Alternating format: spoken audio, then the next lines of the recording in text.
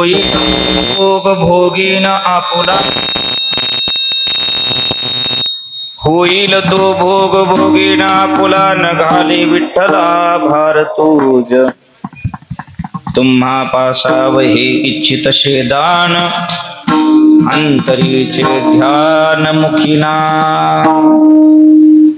नई काकुलती गर्भवासासाठी, नई काकुलती गर्भवासासाठी, न धरी हे पोटी भय काही. तुम्हा पासावही चितशी दान, अंतरीचे ध्यान मुखीना. तुका म्हणे माझ, तुका म्हणे माझ उदंड एवढे, नाचेन मी पुढे माय बापा.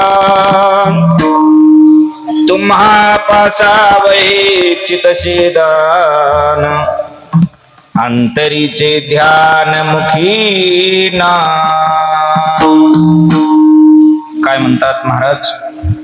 प्रस्तुत प्राप्त स्थळी प्राप्त प्रसंगी निरूपण रूपी सेवे करता आलेला अभंग विश्वभूषण संत जगद्गुरु तुकोबारा यांचा आपल्या सगळ्यांच्या पाठाचा, परिचयाचा, अभ्यासाचा, चिंतनाचा असा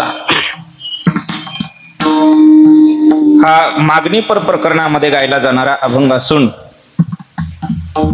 अभंगाच्या माध्यमातून जगद्गुरु तुकोबाराय भगवान पंढरीनाथाशी संवाद साधत असताना विशेष रूपानं अंतकरणातील जी परमार्थिक भूमिका आहे, त्या परमार्थिक भूमिकेचा अलौकिक विचार बुद्धीमध्ये धारण करून मग भगवंताला योग्य असं मागणं मागतात. सेवेला सुरुवात करण्यापूर्वी थोडासा परिहार म्हणजे सालाबादाप्रमाणे भगवान श्री गणेशांच्या जयंतीच्या निमित्तानं या नगरामध्ये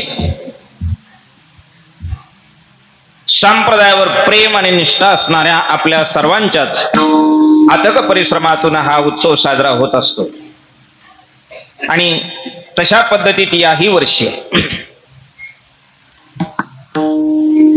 अधिकारी सत्पुरुषांचं आपण गेली 6-7 दिवस झालं अमृतपान करत आहात.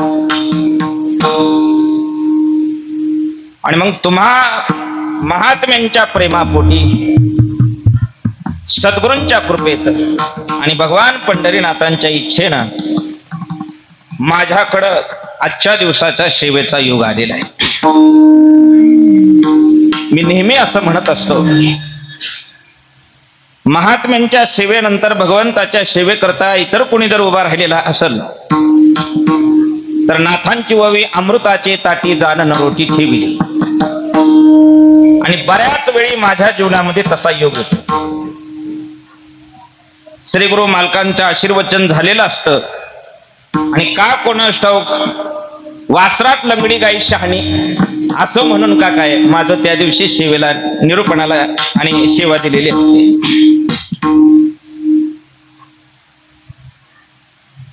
ही विचार दृष्टीनं संगती बसण्यायोग्य अजिबात नाही.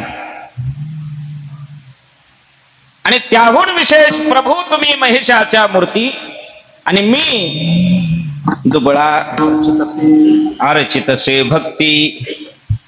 अवघड आहे ह्या सगळ्या संकल्पनांच्या गोष्टी. ज्ञानोबा तुकोबारांच्या अंतकरणातला सेवाभाव धरून तुमच्या सेवेला उभं राहणं हे खूप कठीण आहे. म्हणून भक्तीला सुळावरची पोळी अशी उपमा दिली. भक्ती ते कठीण सुळावरील पोळी, कोण गांड्या बळी निवडेल. या अवघड गोष्टी. पण सेवक धर्मामध्ये स्वतःकडे अधिकार अजिबात नसतो. दास म्हणलं की जिने पराधीन अनेका हाती, दुसऱ्याच्या हातात जगणं असतं.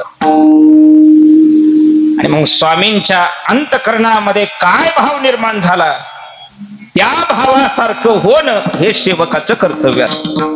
स्वामी जिया मनोभावा न चुकीजे हे परमसेवा म्हणलेलं आहे. आणि तुकोबरायांचं एक प्रमाण आहे, संताची स्तुती ते दर्शनाच्या योगे आणि पडिल्या प्रसंगे. जसा जीवनामध्ये प्रसंग पडलेला असेल त्या प्रसंगाला सादर होऊन संतांची सेवा करणे ही संतांची महान स्तुती असते. अशा स्तुतीच्या समोर वेदाचे शब्द सुद्धा तोकडे पडतात. आणि म्हणून या सगळ्या सूत्राच्या गोष्टी टाळता येत नाहीत. आणि नाईलाज असतो मला इथं अधिकाऱ्यासारखं उभं राहावं लागतं. तुकोबरायांचं प्रमाण आहे का नाही, तुमचे मी दास संताचे दुर्बळ. तुमचे मी दास संताचे दुर्बळ. किती वाजले आता? 8:30. 8:30. 10:30 पर्यंत करोनी सांभाळ राखा पायी. सेवे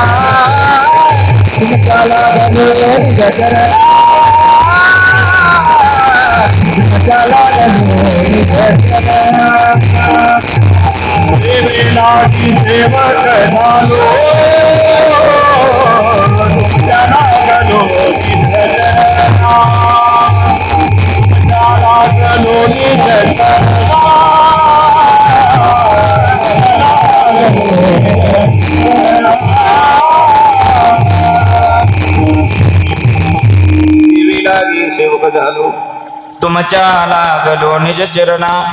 अहो स्वामी तुकया देवा यावरी न करावा धीर. होईल तो भोग भोगेन आपुला न घाले विठ्ठला फार तुझ. तुम्हा पासाव हे चितशी द्या दान अंतरीचे ध्यान मुक्ती. या अभंगातून तुकोबरायाने भगवान परमात्म्या पांडुरंगाशी आणि संवाद करत असताना काही मागणं मागितलेलं आहे. आता मागणं म्हणलं की थोडासा सगळ्यांच्याच विचारामध्ये एक असा दृढ विषय बसलेला आहे की देवाला मागितलेलं जमत नाही, महात्म्यांना मागितलेलं आवडत नाही. आणि म्हणून कुणी कुणाकडं मागायचं नाही, कुणीच कुणाकडं मागायचं नाही. हे असंच जर चालत राहिलं, कुणी कुणाकडं मागायचं नाही, तर परमार्थ आणि प्रपंच या दोन्ही गोष्टी उत्तमरित्या पार पडत. आपल्या ठिकाणी असणारा भाव अल्प आहे, आपल्या ठिकाणी असणारी बुद्धी अल्प आहे, आपल्या ठिकाणी असणारा प्रारब्ध योगात प्राप्त झालेलं आयुष्य अल्प आहे. आणि एवढा सगळा अल्प दशेत असतानाही आपण संपूर्ण जीवन जगत असताना अपराध केल्याशिवाय मरतच नाही. असा एक तरी दाखवावा, जन्माला आल्यापासून मी अपराध केलेला नाही, असा जो कोणी उभा राहील का नाही त्यानं जन्माला येऊनच अपराध केलेला आहे. सगळ्यात मोठा त्याचा असणारा आणि विशेष रूपानं अपराध काय असेल तर मनुष्य योनीमध्ये जन्म घेतला, हाच सगळ्यात मोठा त्याच्याजवळ असणारा दोष आहे. परिणामी प्रपंच उत्तम प्रकारे साध्य होण्याकरता काही गोष्टीचं कुणाच्या तरी समोर हात पसरून मागणं झालं पाहिजे. आणि परमार्थ ही उच्च कोटीचा होण्याकरता काही व्यक्तींच्या समोर हात पसरून मागितलं पाहिजे. याशिवाय परमार्थ आणि प्रपंच दोन्ही गोष्टी साध्य करण्याकरता आपल्या शक्तीनुसार अपूर्ण तुकोबरायांच्या प्रमाणे अल्पभाव अल्पमती, अल्प आयुष्य नाही हाती, अपराधाची ओढिलो मूर्ती पुढं आहो वेद मूर्ती हे अभिप्राय दिलेला आहे. अल्प आयुष्य मानव अल्प आयुष्य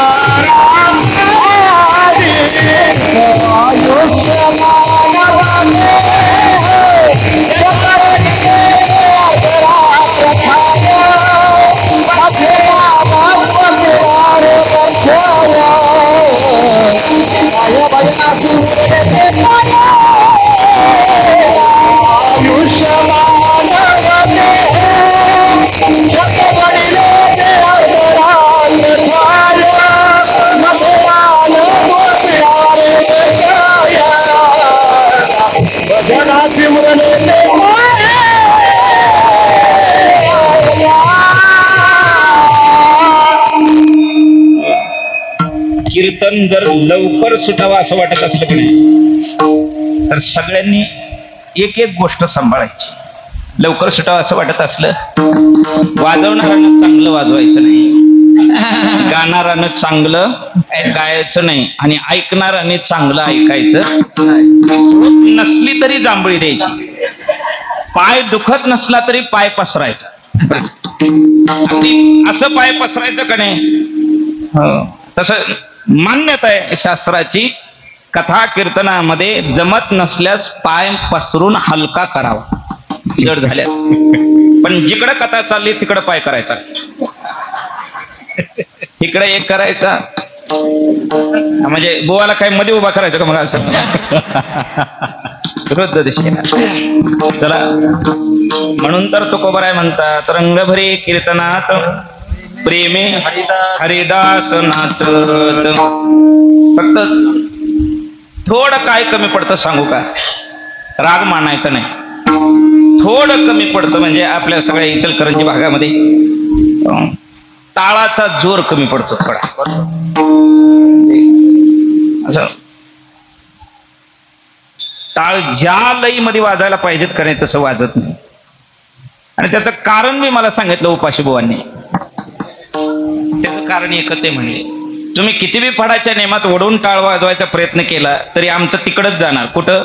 मागाच्या यंत्रावर ठकडाक ठुकाव ठकडाक ठुकाव. असं घोळून झालं पाहिजे, घोळून. घोळा घोळा वाजती टाळ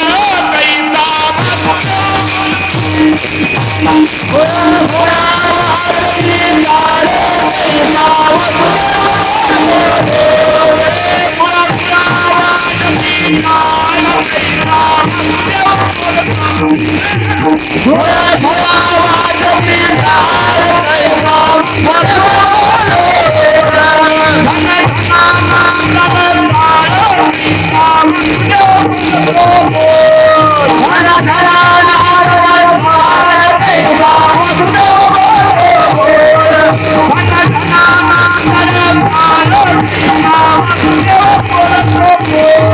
Rana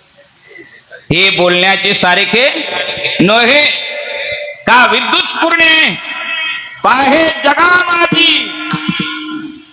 ती लाईट लावतो कोण आहे आपण गणपतीच्या आरास आणि गल्लीत काही कार्यक्रम असेल तर त्या लाइटिंग रात्रीच्या लावलेल्या असतात.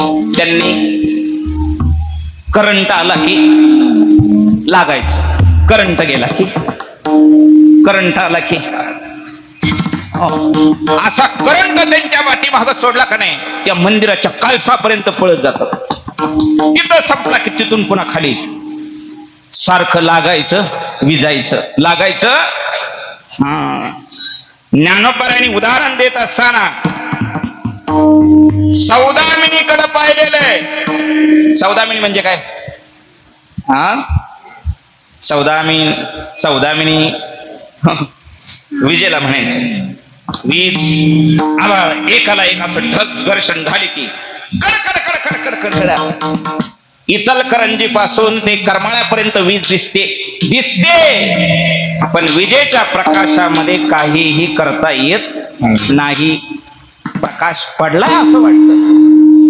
तसं विषय संगतीमध्ये जीवन व्यर्थ वाया घालवणाराला या आभासामध्ये भ्रमामध्ये जीवन जगावं लागतं की परिपूर्णता समाधान प्राप्त होत आहे पण समाधान मिळत नाही.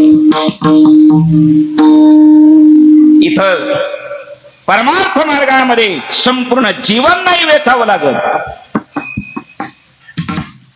अखंड समाधान वृत्ती प्राप्त होण्याकरता परमार्थामध्ये कुठल्याही व्यक्तीला संपूर्ण जीवन व्यर्थ घालवावं लागत नाही. अगदी थोडक्या वेळामध्ये ते प्राप्त झालेलं असतं. तुकोबाराय म्हणतात आम्हाला तर झालंच आहे. झाले समाधान झाले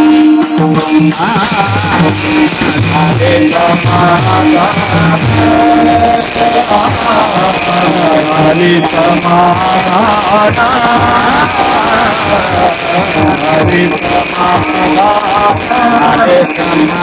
समाधान झाले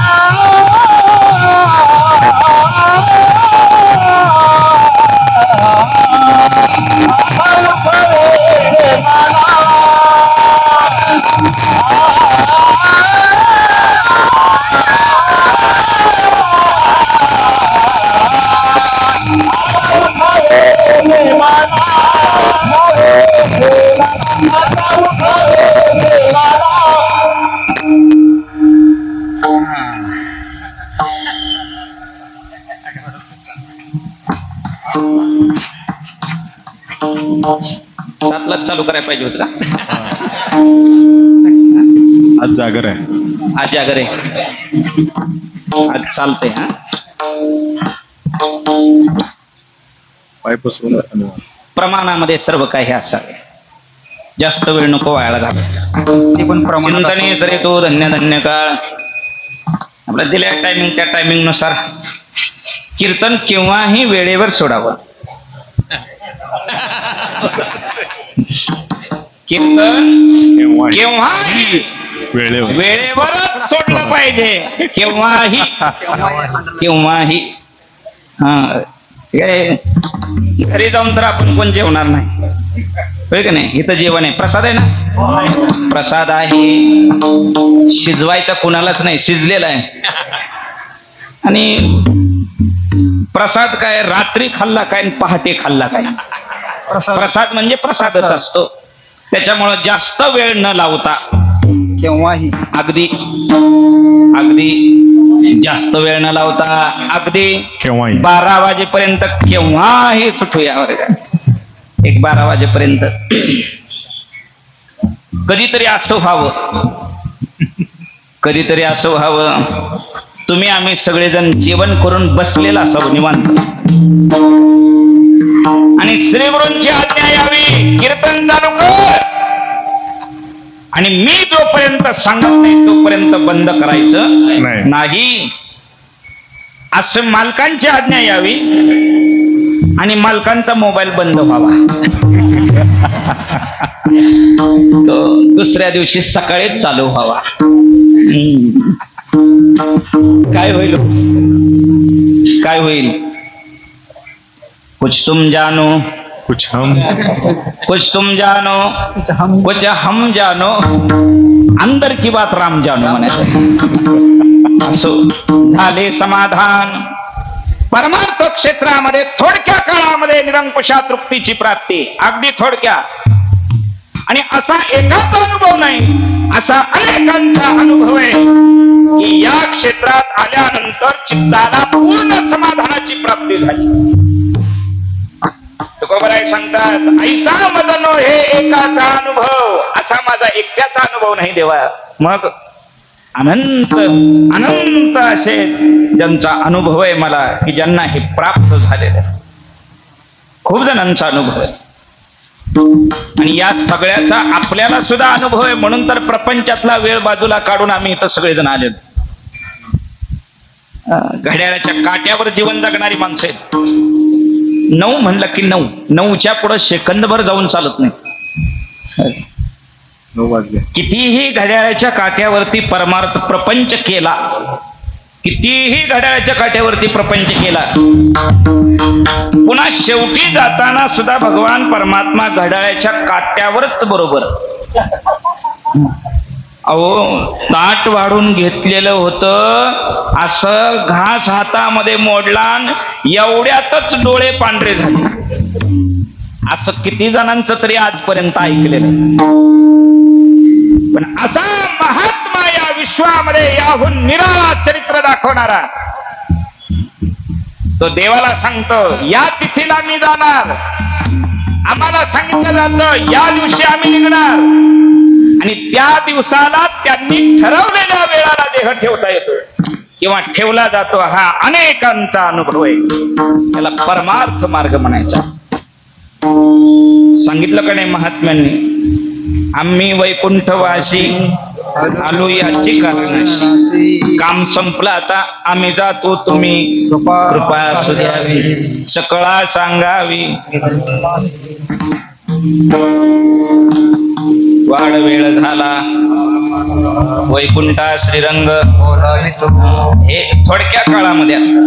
किती किती जन्म प्रपंच केल्यानंतर सदेह वैकुंठाला जाता येईल सांगा? किती जन्म? पण एक जन्म श्रीहरीच्या आज्ञेनुसार केलेल्या परमार्थामध्ये व्यतीत केला तर सदेह वैकुंठाला जाता येतं. हा तुकोबारायांचा जिवंत उदाहरण भाव आमच्या समोर प्रगट आहे. नुसतं विमान पाठवून दिलं नाही, कुठे आहेत बुवा म्हणजे स्टँडवर उतरलोय, गाडी पाठवून दिली या, असं नाही. मग स्वतः भगवान परमात्मा स्वतः उतरले आणि तुकोबारायांची पूजा केली देवानं.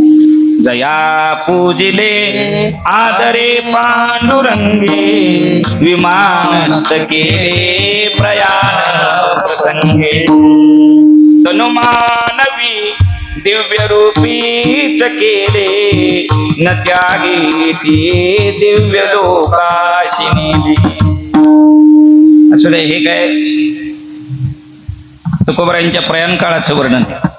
सहसा महात्म्यांच्या प्रयाण काळाचं समाधीचं वर्णन चिंतनामध्ये जास्त घ्यायचं नाही, त्याच्याकरता विशेष दिवस आहे, त्या दिवशी काय असं. आणि योगायोग असं व्हायला नको, आम्ही कीर्तनामध्ये समाधीचं वर्णन केलं आणि दुसऱ्या दिवशी कोणतरी वारकरी गेला, असं व्हायला नको. बरं बरं कुणी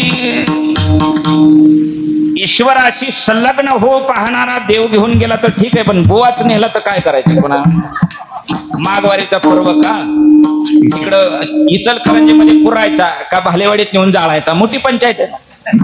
ते बाँड्री मेलेल्या माणसाचा हाल असतात ऍक्सिडेंट मध्ये.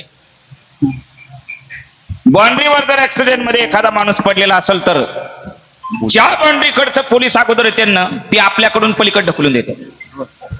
ते बाँड्रीवर अवघड असतं. तसं बुवानं पंढरपुरात मरणं वेगळं, आळंदीत मरणं वेगळं, दिंडीत मरणं वेगळं, देहू पैठणला मरणं वेगळं, आपल्या आपल्या गावात मरणं वेगळं, आणि कीर्तनाला गेल्यावर मरणं वेगळं. होय का नाही? काय नाही, पंढरपुरात 4 महापर्वाच्या ठिकाणी दिंडीत यावं, नाहीतर आपल्या आपल्या गावात यावं. इचलकरंजीत मराय नको रे बाबा. का मेलं की पुन्हा आमच्या नावानं तुम्ही धर्म चालू करता. पुन्हा ही आजची तिथी आनंदबुवाची पुण्यतिथी आहे, त्याच्यामुळे आम्हाला नकोच ते.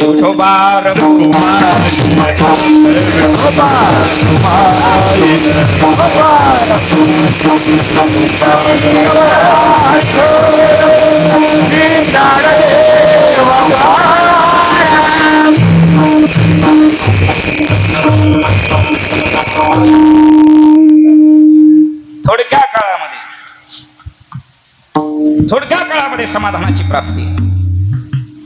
1 तास उरला खटवांगरायाची, भाग्यदशा कैशी.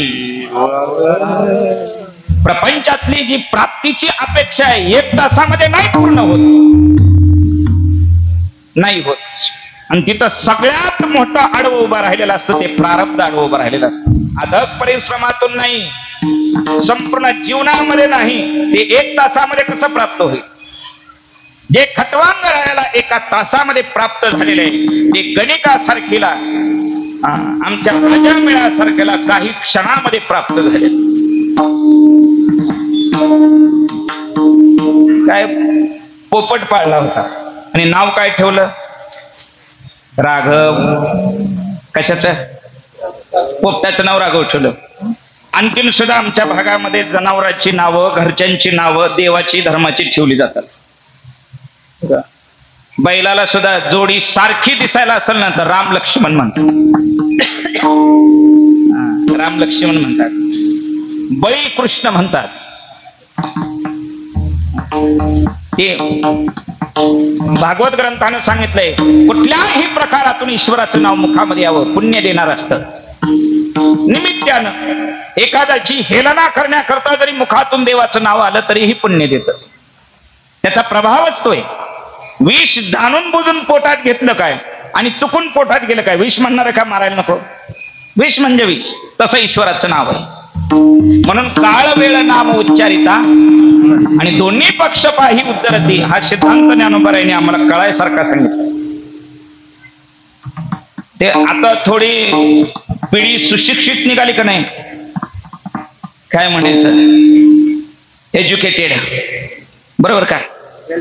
हा, हो हो हो, म्हणजे सगळं शिकलेली, सगळं शिकून संस्कृती मातीत घातलेली असली आणि मग तसली नावं हुडकून काढायची. आमच्यासारख्याला महिनाभर संहितेत गीता घोकल्यासारखं नाव घोकावं लागतं, तेव्हा एकदा बरोबर येत. काय अर्थ आहे सांगा? एलेक्सी, गॅलेक्सी, अलेक्सा, गॅलेक्सी म्हणजे काय? हा, गॅलेक्सीचा अर्थ काय? हा, कोण आहे इंग्लिश मीडियम? कोण? काय मग पोराचं नाव ब्रह्म ठेवल्यावर चालत नाही का? निमित्तानं मुखामध्ये नामस्मरण करा. ते श्लेष्मा, श्लेष्मा, श्लेष्मा एक प्रमाणे तुकोबरायचे बघा, तुम्हाला अर्थसंगती कशी लागते. खोबरियाची वाटी झाल्याशे मुख, गळतसे नाक, श्लेष्मपुरी. श्लेष्म म्हणजे शेंबूड आणि श्लेष्मा म्हणजे शेंबडी. चला, नाम सिद्धांताचा विशेष महिमा अंगीभूत झाला आणि देहातून प्राण जात असताना निमित्त पोटाचं करून मुखामध्ये राघवाचं नाव आलं. परिणाम रामाला सोडवण्यासाठी यावं लागलं. थोडक्या काळामध्ये समाधानाची प्राप्ती. राघव राघव राघव असं म्हणता म्हणता प्राण गेला. यमदूत आले न्यायला. तेवढ्यात विष्णुदूताने त्यांच्यावर आक्रमण केलं. अजिबात हिला हात लावायचा नाही म्हणले, पापी आहे. असलं तरी सगळं पाप गेलं. कशाचा आधार? गीतेचा अंतकालेच मामी व स्मरण मुक्त्वा कलेवरम. ही आता मुक्त झालेली आणि अशी मुक्त असलेली व्यक्ती नरकामध्ये जात नाही. आता ही कुठं जाणार? राम म्हणता रामची होई जे पदी बैसोनी. यमदूत म्हणले, हो हिने काय देवाचं नाव नाही घेतलं. मग म्हणले पोपटाचं नाव घेतलं. म्हणले पोपटाचं नाव काय होतं? राघव. मग पोपटाचं नाव राघव ठेवायच्या अगोदर कोण राघव होऊन गेला सांगा? कोण होता राघव? रघुपती राघव पतित पावन, रघुपती राघव. घेतला राघवा. रघुपती राघव राजा राम पतित पावन सीताराम. ईश्वराला मिसळायचं नाही त्याच्यामध्ये. नीट ग्रंथामध्ये काय ते बघायचं मग म्हणायचं. बाहून या ग्रंथ करावे कीर्तने ही नियम आहे. ईश्वर अल्लाह तेरो नाम. मग एका देवळात पूजा का नाही होत? मान्य आम्हाला, ठीक आहे ईश्वर अल्लाह तेरो नाम. मग आम्ही येतो का उद्या पूजा करायला? तिथं चालणार आहे का? नाही चालत तर मग नाही चालवायचं. उगाच काहीतरी महात्म्यांची वचनं मोडामोड करायची नाही.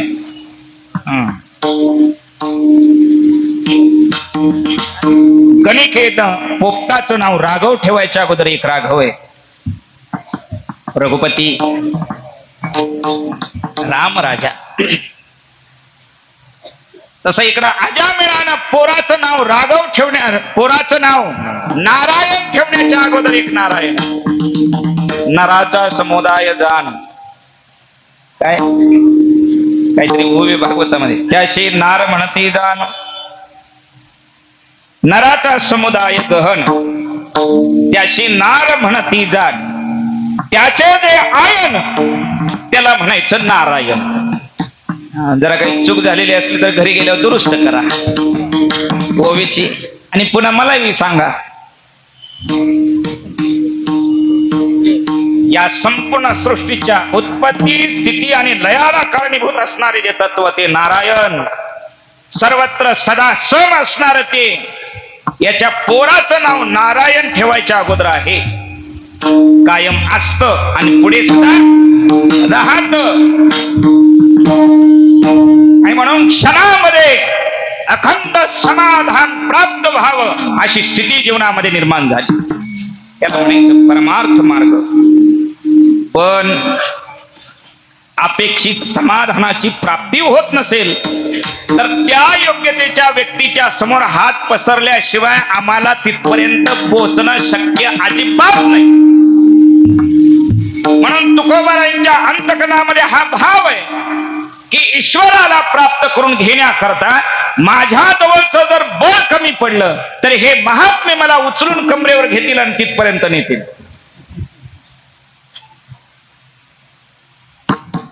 आधार आहे ना हा.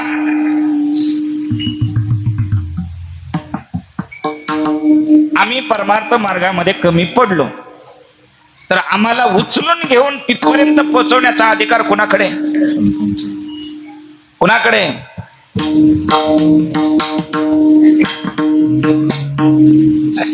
भागलिया मज वाहतील करी, भागलिया मज वाहतील करी, भागलिया मज वाहतील करी, भागलिया मज वाहतील करी, भागलिया मज वाहतील करी, भागलिया मज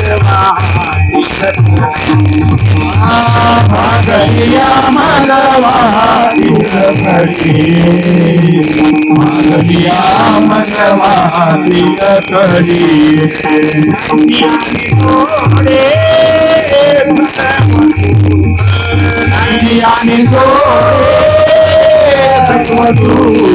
करी,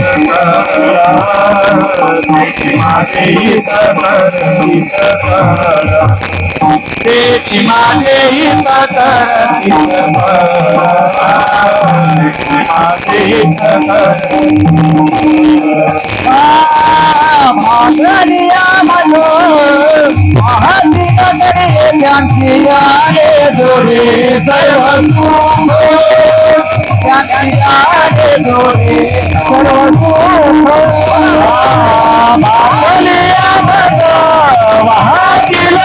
वाहतील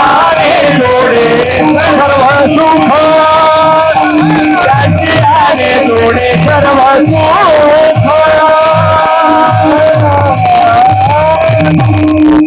आणि परमार्थ मार्गामध्ये पर्याय तुम्ही अडकलात, अडचण निर्माण झाली तर मोठा पर्याय. प्रपंचामध्ये काय करा, प्रपंचामध्ये तुम्ही अडकला,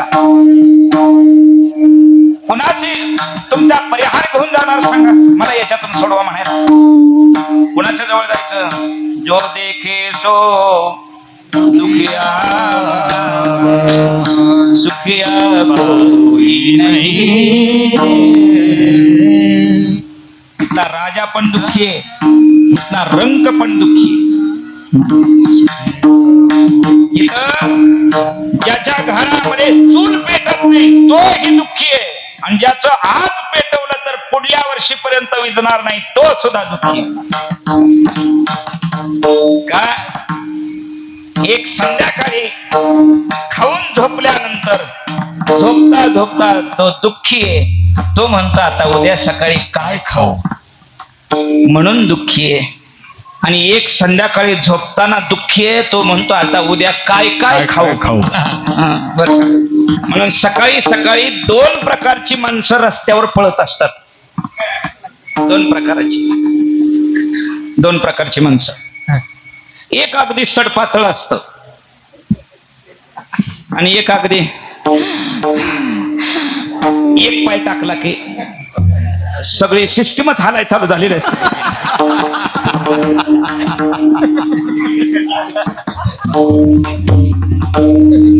तरी बी ते पळत असत. त्या दोघाला बी विचारायचं थांबा जरा. थांबा. ते जरा बारक्या अंगाचे ते लय पळत असत. हे पळायला थांबा. बरं झालं थांब म्हणला असा ते बरं झालं. काय काम होतं काय नाही आम्हाला फक्त कारण ऐकायचे तुम्ही का पळता. ती म्हणत बीपी आहे शुगर आहे. एक दोन ब्लॉकेज झाले होते ते काढलेले आहेत. अनेक प्रकारचे औषधं आयुर्वेदिक वगैरे हे सगळं झालंय पण वजन उतरत आणि वजन उतरल्याशिवाय हे रोग कंट्रोल मध्ये येणार असं निदान निघालेलं आहे.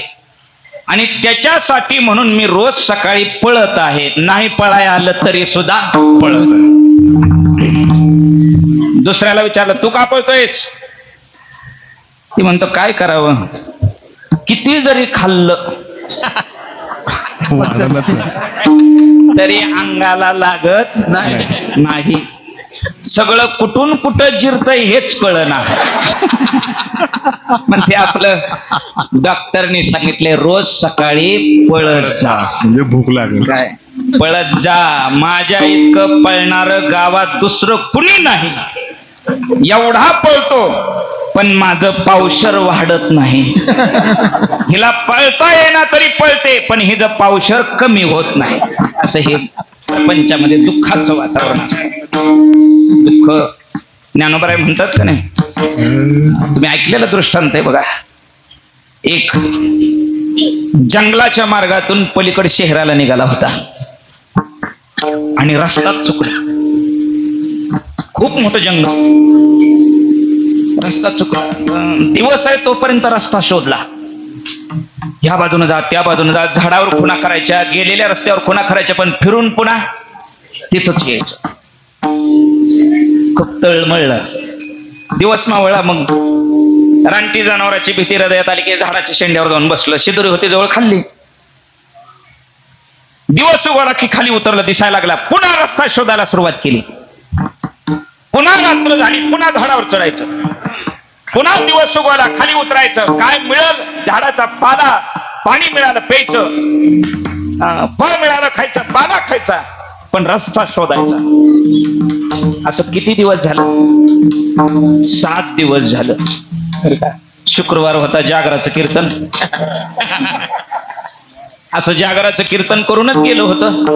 ते पुढचा शुक्रवार आला तरी बी त्याला काय सापडना. रस्ता सापडना. रोजचा दिनक्रम. दिवसभर रस्ता शोधायचा झाडावर चढायचं पुन्हा खाली उतरायचं. 7व्या शुक्रवारी पहाटे पहाटे असं समोरचं थोडं थोडं दिसत होत आणि त्या दिसण्यामध्ये त्याला समोरून एक माणूस चलत आलेला दिसला. किती आनंद झाला सांगा. तेव्हा म्हणला इथं जर टाळ पकवायचा असताना तर उड्या मारून मारून प्रमाण म्हणलं असतो नाही आनंदाशी तोडा फोडा.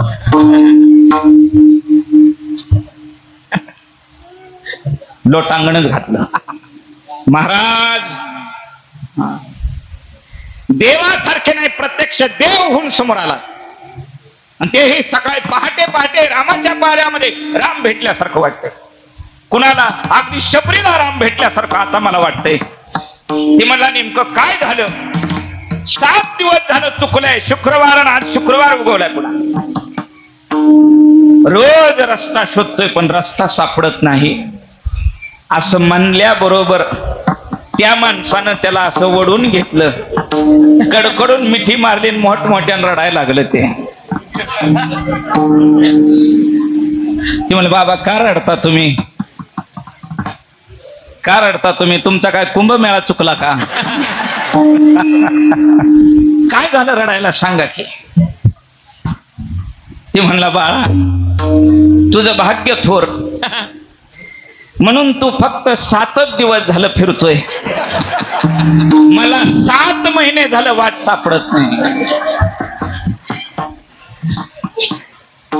राणी दुखिया दुखी भेटले, तसं प्रपंचातली स्थिती तुम्ही तुमच्या दुःखाचा परिहार घेऊन समाधान वृत्ती प्राप्त होण्याकरता ज्याच्या समोर जाल त्याच्या अंतःकरणामध्ये ते अजिबात नाही, त्याच्यामुळे तुम्हालाही देत नाही. पण परिणाम काय, संघात संजा येते काम, या सगळ्या स्थिती जीवनामध्ये उभा राहतात. अवघडे म्हणून त्या अधिकाराचं पद प्राप्त करून घेण्याकरता, हृदयाची ती स्थिती निर्माण करण्याकरता हात हा पसरावाच लागतो. म्हणून मागणं या गोष्टीला दोष कधी समजायचा नाही. काय मागावं हे कळालं की मागण्यातला दोष राहत नाही. तुकोबराय म्हणतात ना, नाही देवा आम्ही तुझ्याकडे मागू शकत, पण काय मागू शकत नाही, जे वडिलांच्या रीतिरिवाजामध्ये आहे ते आम्ही मागू शकत नाही, आणि जे वडिलांच्या रीतिरिवाजामध्ये आहे ते आम्ही मागू शकतो. काही मागणे हे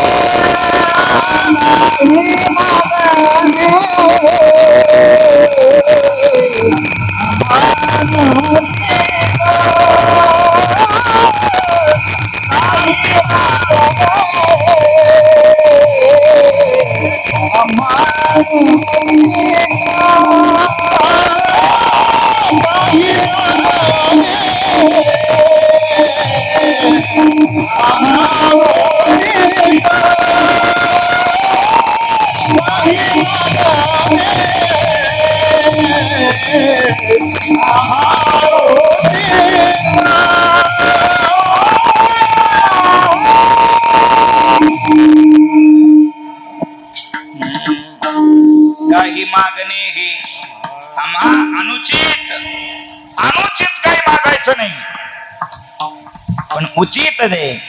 परमार्थास पोषक जे आहे ते महात्मा आणि भगवंताकडे सारखं मागावं, सारखं मागावं, जकारात्मक मागावं. मला हेच दे, तू काय म्हणे हेच दे.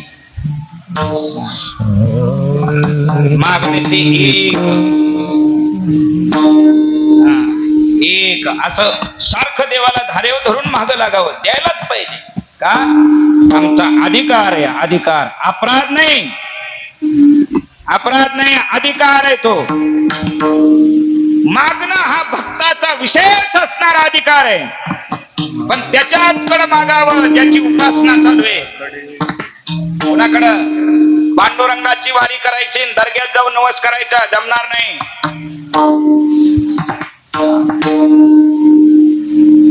पांडुरंगाची उपासना करायची आणि कुलदेवीला म्हणायचं मी 4 पायाचं कापीन, माझं बरं होऊ दे. जमणार नाही, तुकोबरायला ते मान्य नाही. तुझे दास करू आणि का मागू खावया, मागू खावया.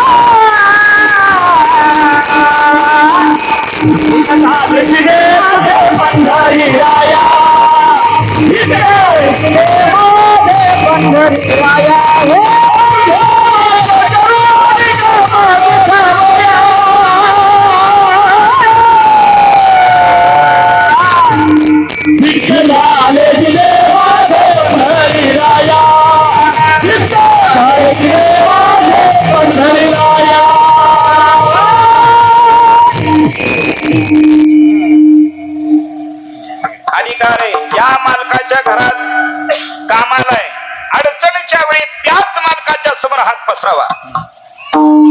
अधिकार आहे, आमचा विशेष अधिकार आहे.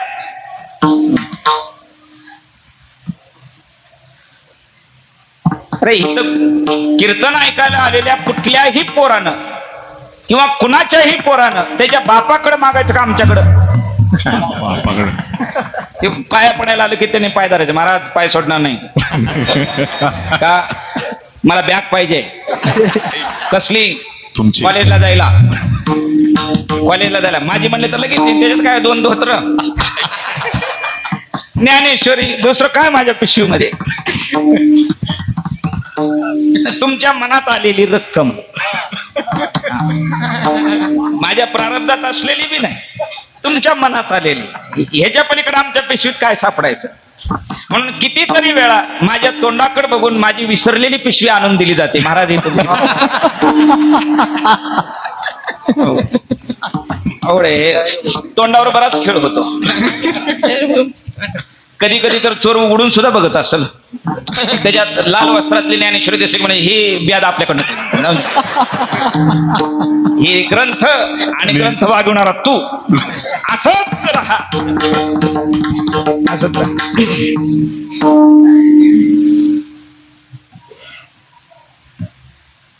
आमच्या चुलत भावाने माझा मोबाईल घेतला एक दिवशी करमणूक म्हणून. तासभर बटन दाबत होत, पण सारखं टाळच वाजत होता. त्यांनी गादीवर असा जोरात मोबाईल आपटला. हे घ्या म्हणला. काय झालं? काय म्हणला? सगळ्या टाळच खनखन वाजतात म्हणला. दुसरं काय नाहीच त्याच्यात. बरं आपल्याला आणि तसला कोण भेटला नाही घुंगराच्या तालावर. तसलं काय आपल्या मोबाईल मध्ये मी तसलं घुसत नाही. मग परिणाम अधिकार आहे. अपत्यानं आई बापाकडे लढीवाळपणानं मागावं. त्याला पोरानं आई बापाकडे मागायचं, बायकोनं कुणाकडे मागायचं? बायकोनं. आता एखाद्या वेळेस तुमच्या मुलानं माझ्याकडे काय मागितलं तर ठीक आहे, पण तुमच्या बायकोनं माझ्याकडे मागितलं तर अजिबात बरं नाही. अहो तुम्हाला माहितीये का, हे विष खूप गहाण आहे, अतिशय कठोर आहे, आणि याच्यात ब्रह्मादिकासारखे सुद्धा अडकलेले निसतायला त्यांना वाव मिळाली नाही.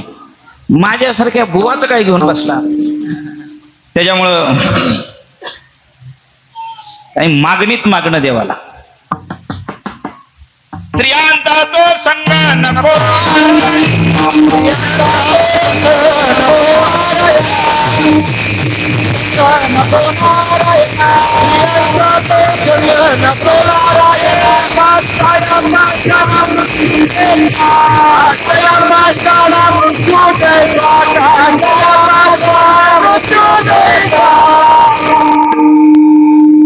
आता प्रमाण दिले का नाही. आता असं करायचं, आनंद बुवाला कुणाच्या संसारिकाचा उंबरा ओलांडून द्यायचा नाही. आणि जरी दिला तरी घराकडून उपाशी आल्यानंतर चांगला रातच्या 10 वाजोस्तर बोंबलत फिरवायचा. पाण्याचा घोटही प्यायला द्यायचा नाही. आणि मग कोणाच्या तरी घरात न्यायचा. कशाला. तिथं कशाकडे बघल आता. भाकरी करन. भाकर कोण, ह्याची आई येऊन करेल का इथं. कोण करल. याचा अर्थ असा घ्यायचा नाही प्रमाणांचा की तुकाराम महाराजांनी स्त्रियांचा विरोध केला. कुठल्याही महात्म्याने विरोध केलेला नाही आणि कुठल्याही साधकाला स्त्रीचा विरोध करून जमणार नाही. फक्त अंतःकरणातली वृत्ती बदलायचं एवढं काम आमच्याकडे. पराव्या नारी माऊली समान. नामदेवराय म्हणतात की नाही, पराव्या नारी रुक्मिणी समान. या वृत्तीमध्ये स्त्रीकडे बघितलं की मग गोवाचा बी पाय घसरत नाही आणि त्याला बी टायमाला भाकर खायला मिळते. अवघड आहे. असू द्या, हा विषय कीर्तनाच्या वेळेमध्ये धरायचा. आपलं वैयक्तिक घरचं होतं. घरचं कशाला कीर्तनात घ्यायचं म्हणते. विठोबा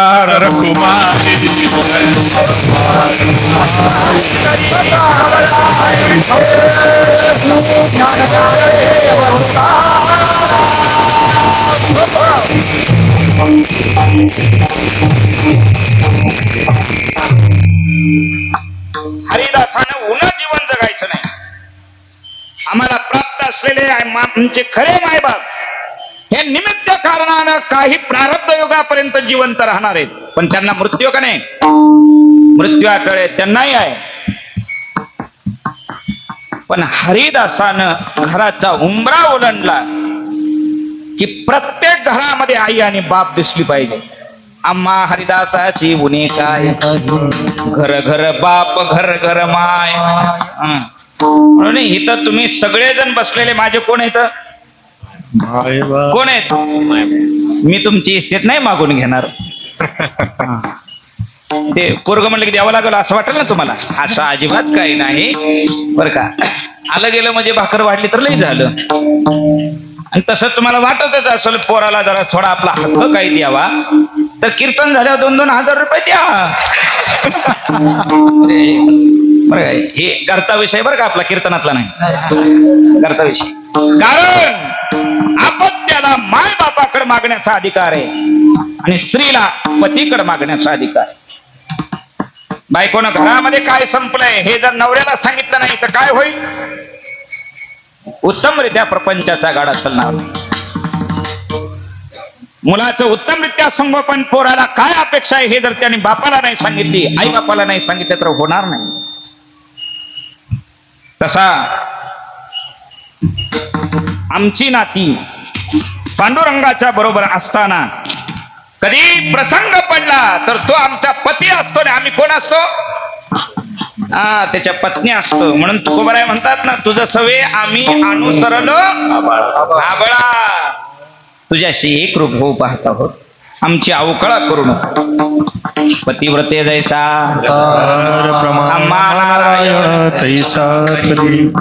कधी तो आमचा स्वामी असतो आणि आम्ही त्याचे सेवक असतात.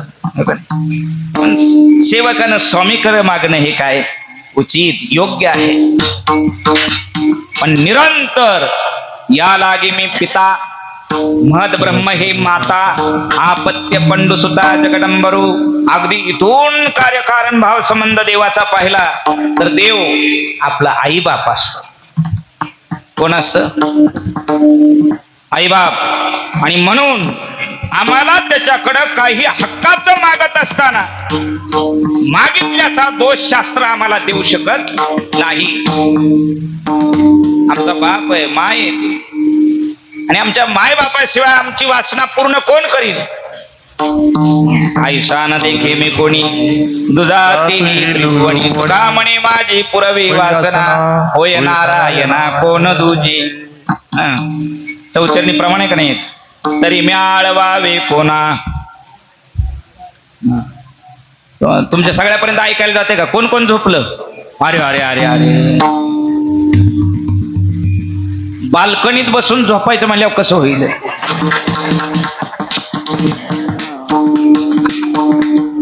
बघा, आणि तुम्हाला वाटत असेल तुमच्या माग कोणी नाही, माग लय जण येत.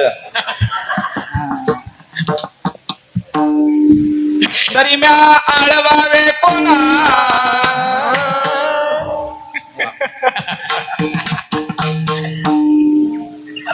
सगळे मिळून म्हणूया. मागणं काय एकट्या बुवाच आहे का?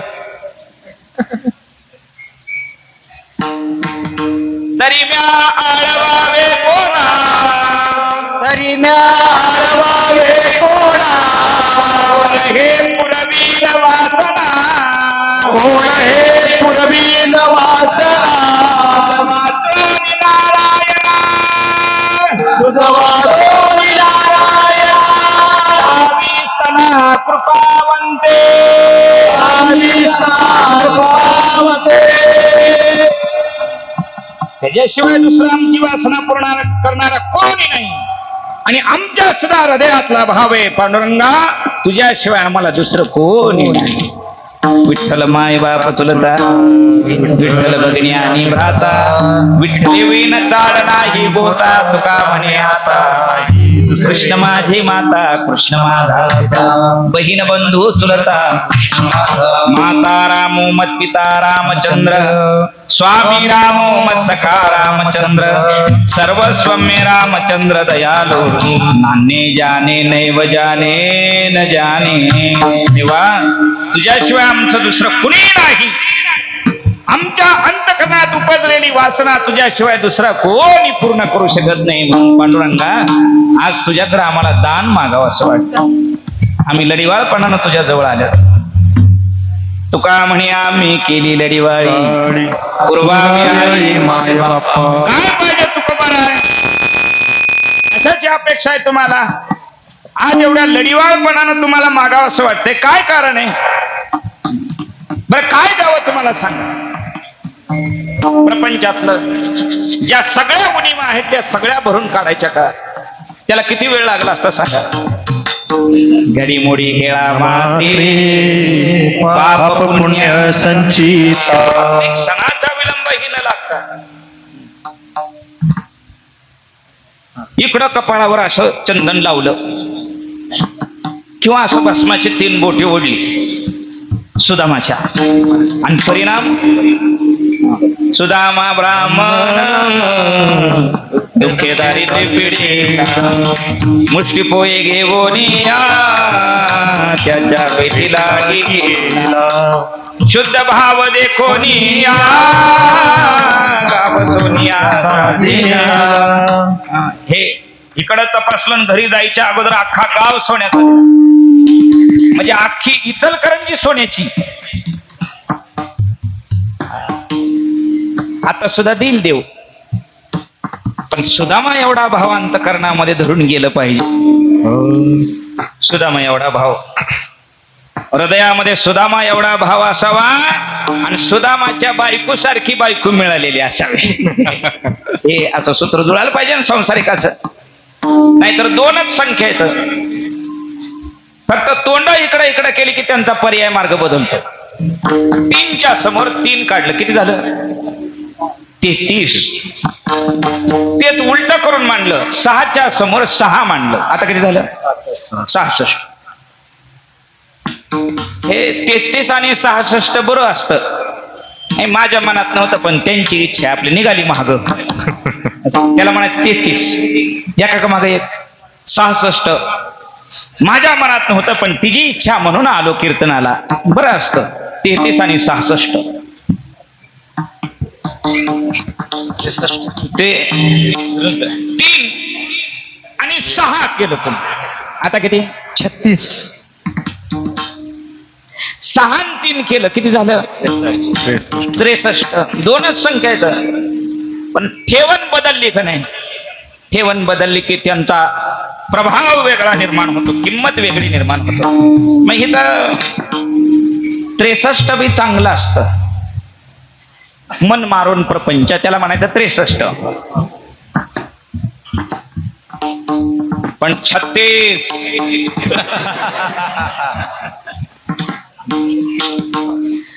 आज आनंद बुवाचं कीर्तन आहे 36.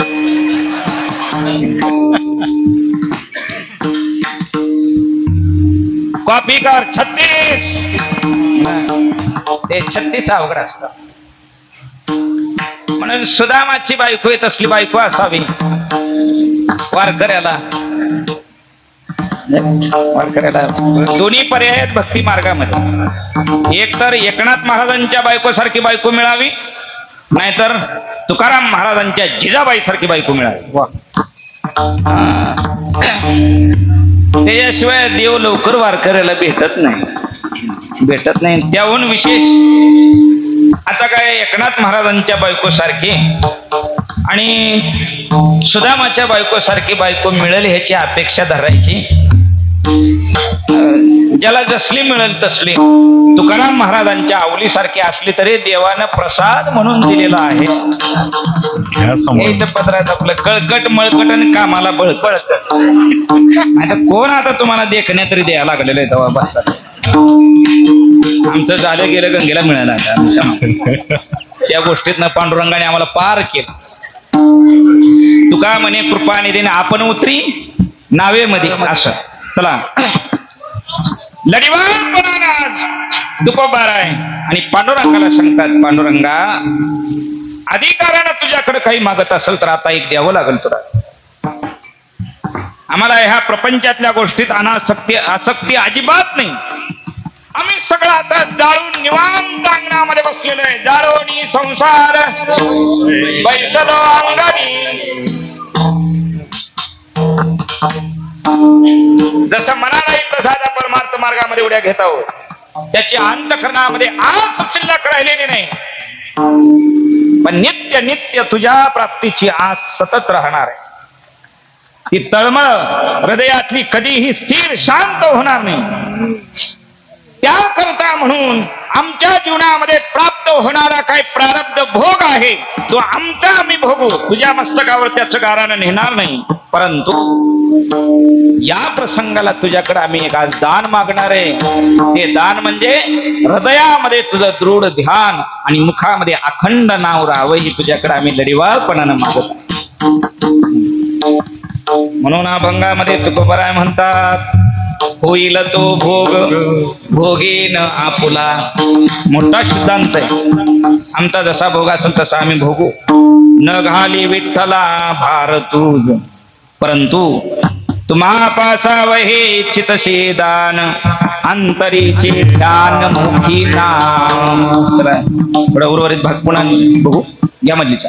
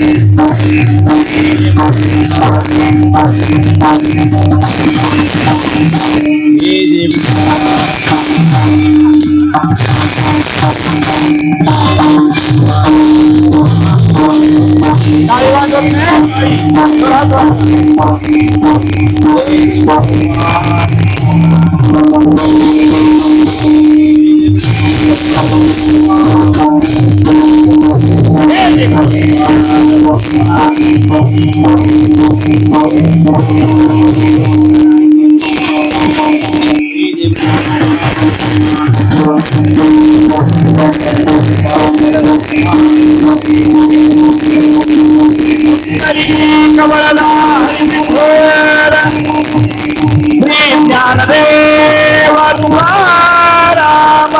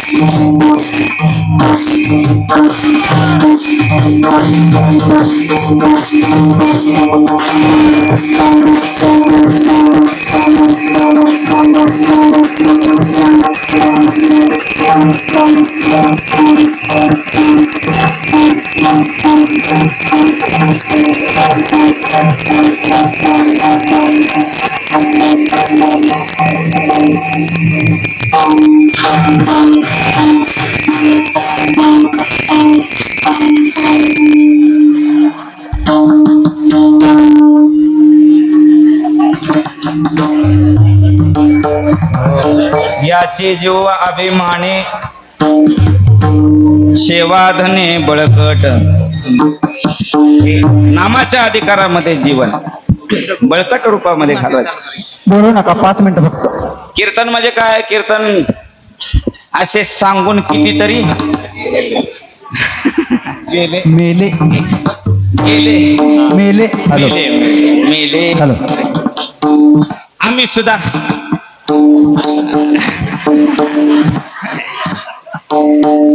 सुद्धा मरणारच, नाही मेलो तर तुम्ही मारणारच.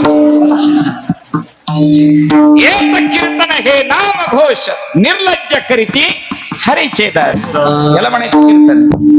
असो, दुखोबर आहे अत्यंतिक लढीवाळपणाने आणि पांडुरंगाच्या बरोबर संवाद साधत असताना अंतःकरणामध्ये त्याच्याविषयी एक विशेष अशी उपजलेली भूमिका आहे परमार्थ मागण्याची.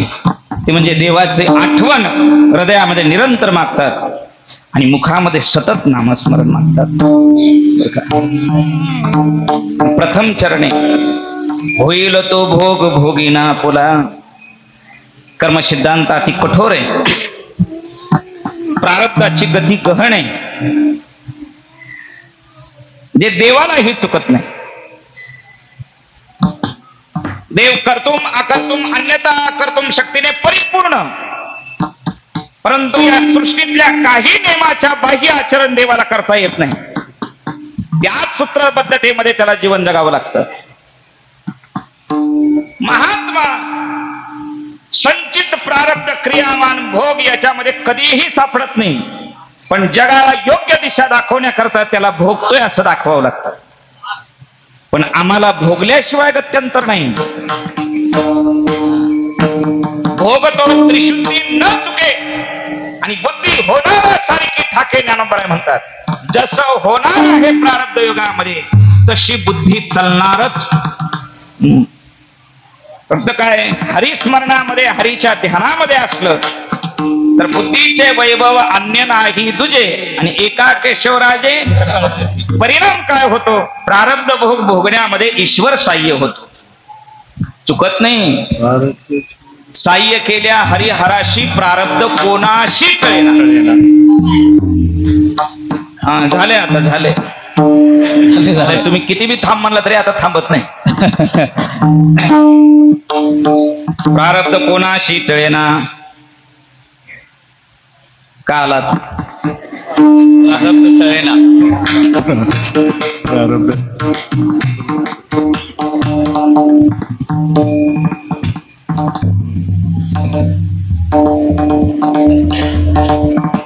एक प्रश्न फक्त, असं चरित्र वर्णन आहे.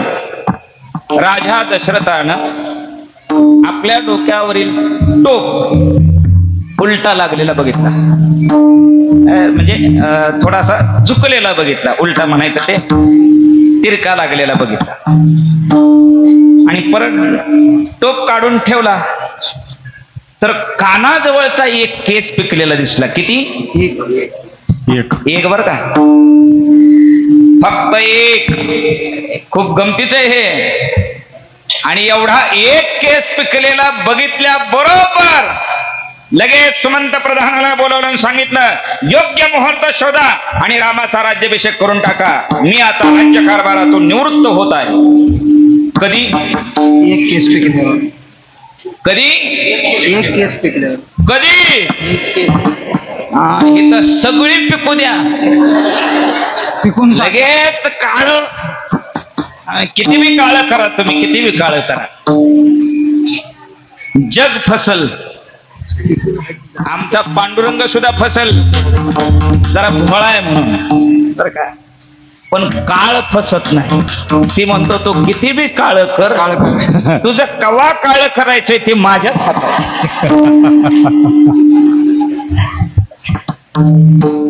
परिणाम बघा, सगळ्या अयोध्येमध्ये गलबल उडाली. राम राजा होणार, राम राजा होणार, राम राजा होणार. अत्यंतिक सुख, अत्यंतिक आनंद. राम राजा झालेला पाहायची अपेक्षा, त्याची तीव्र तळमळ राजा दशरथाच्या अंतःकरणामध्ये. माझा पोरगा माझ्या डोळ्यात, त्याचा राज्याभिषेक होणार, माझा राम राजा होणार, माझा राम राजा होणार. काय अपेक्षा आहे? रामाला राजा झालेला पाहण्याची अपेक्षा आहे राजा दशरथाची. पण परिणाम प्रारब्ध घाला एवढ्या तीव्र घातेनं पडला राजा दशरथाच्या जीवनामध्ये. रामाला 14 वर्षाचा वनवास करावा लागला. याच्या सगळ्यांचं प्रारब्ध आलेलं आहे. राम आहे, रामाचा बंधू आहे, रामाची पत्नी आहे, रामाचा बाप आहे, रामाची आई आहे. कर्म सिद्धांतामध्ये या सृष्टीतलं कुणीच चुकलेलं नाही, चुकणारही नाही. काय अपेक्षा आहे राजा दशरथाची? राम राजा झालेला पाहण्याची अपेक्षा आहे. मिळालं पाहायला? ठीक आहे, 14 वर्षाचा वनवास पूर्ण झाल्यानंतर रामाचा राज्याभिषेक झाला. आम्ही अभंग गायले, झाले राम राज्य कायवणे आमासी, धरणी धरे पीक गाई ओळल्या म्हैशी. पण 14 वर्षानंतरही राजा राम झालेला दशरथाला पाहायला मिळालं. याला म्हणायचं भोग. चौघे पुत्र त्या दशरथा, अंतकाळी एकही नव्हता. राजा दशरथाला, कोण आहे राजा दशरथ? परब्रह्माचा बाप या भूमिकेमध्ये जीवन जगणारा महात्मा आहे. पण त्याच्या जीवनामध्ये त्यांनी धरलेली अपेक्षित भूमिका त्याला डोळ्यानं पाहता येत नाही का? भोग. असं अनंत भोग असतील आमच्या हातून घडलेले, ते आम्हाला भोगावे लागतील. तुकोबाराय म्हणतात, मी भोगीन, त्याचं तुझ्या मस्तकावर काही ओझ ठेवणार नाही. पण एक ओझ माझं तुझ्या मस्तकावर कायम असणार आहे, ते म्हणजे समाधान प्राप्ती करता, ते म्हणजे परमार्था करता. आणि याच्याच करता म्हणून साधू संतांच्या पायावर सतत लोळण घालून मी तुझा हात हातामध्ये धरलेला आहे, किंवा त्यांच्या माध्यमातून माझा हात मी तुझ्या हातामध्ये दिलेला. म्हणून तर भार घालून निवांत राहिलो. घालून या भार राहिलो निश्चिंती, निरविले संती. तुका म्हणे तुम्ही निरविल्यावरी, मग मज हारी उपेक्षे. सारखाशी लोळण घातलेले चरणावर, द्या मला त्याच्या ताब्यामध्ये, द्या ताब्यामध्ये. आणि निरविले संती, विठोबाशी तुझे नि माझी सांगळ घातलेली देवा. तर प्रारब्ध भोग मी भोगीन, तुझ्या मस्तकावर द्यायचं नाही. परंतु तुला एक करावं लागेल. मी आज तुझ्याकडे जे दान मागतो, ते दान परिपूर्ण मला द्यावं लागेल. काय दान आहे? तुम्हा पासावं हे इच्छितसे दान, अंतरीचे ध्यान, मुखी नाम. माझ्या हृदयात सतत तुझं ध्यान निरंतर असावं आणि मुखामध्ये अखंड चिंतन असावं. ते देईल तो श्रम देवो काळ, असं प्रमाणे नाही. तुका म्हणे मुखी, तुका म्हणे मुखी असो तुझे नाम. देईल तो श्रम देवो काळ, सरलिया भोग येईल शेवटी. पाया पिया भेटी अनुसंधाने. तिसरं चरण काय? गर्भवासातून मुक्त होण्याकरता मी तुझ्यापाशी तळमळ करत नाही, सारखं घाला मला. तुका म्हणे गर्भवासी सुखे घालावे. आणि अनेकांचं कसलंही भय माझ्या पोटामध्ये मी धरत नाही. पण तू मला ते दान द्यावस. ते जर मला मिळालं तर मला ते आत्यंतिक मोठं असेल. देणं तुझ्या करता म्हणून खूप लहान आहे, पण ते मला प्राप्त होणारा अतिशय विशेष मोठं असेल. हे प्राप्त झाल्यानंतर पांडुरंगा, तुझ्या मायबापांच्या चरणावर, चरणासमोर, तुझ्या समोर, तुझ्या अंगणात मी सतत नाचत राहील, आनंदानं उड्या. तुका म्हणे घेईन उड्या, चांदीनं पुड्या भावना. पण तेवढं दान मला दिलं पाहिजे. झालेली सेवा तुम्हाला सर्व महात्म्यांच्या चरणी, सद्गुरूंच्या चरणी समर्पित करून सेवेला थांबूया. थोडा वेळेच्या अभावानुसार आपल्या सगळ्यांना तिथपर्यंत जाता आलं नाही. जाण्याचा प्रयत्न करूया. काय योगायोगानं माऊली मंदिरातला मागणीचा दिवस माझ्याकडेच आहे, आणि ह्याच्यातलं काही मार्ग राहिलेलं तिकडं. एकाच बाजारात सगळं उडवलं तर पुन्हा काही कावं असं आहे. म्हणून तुम्हा पासावं हे इच्छितसे दान, अंतरीचे ध्यान, मुखी नाम. हरिभक्ती पारायण श्री राजाराम जाधव महाराज.